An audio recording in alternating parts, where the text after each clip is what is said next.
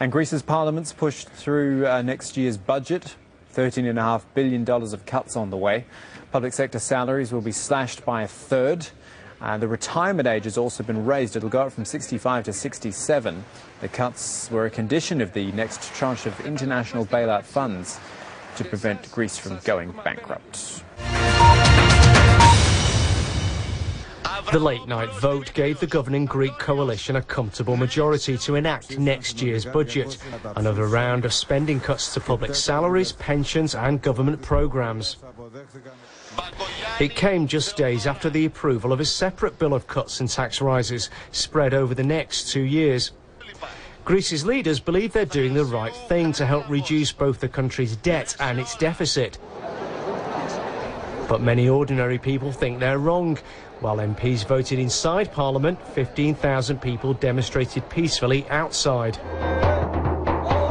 An opinion poll for one Sunday newspaper showed that 66% of Greeks disagree with the new austerity measures. The government says, though, that the latest financial sacrifices will be the last that the public are asked to make. We will implement it now. We have organised the government in a more efficient way in order to implement this difficult budget, yes.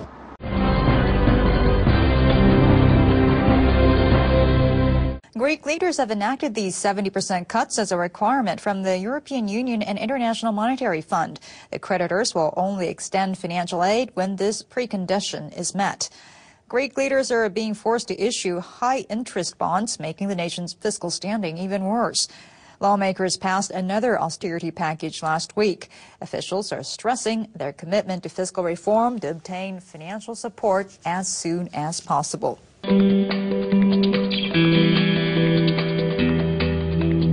As the politicians debated, outside the people of Athens demonstrated. More than 10,000 rallied ahead of the vote.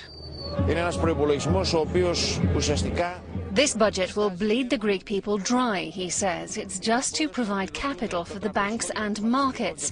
That's why I'm here, to let these oligarchs and the political elite and the oligarchs in Brussels know that enough is enough.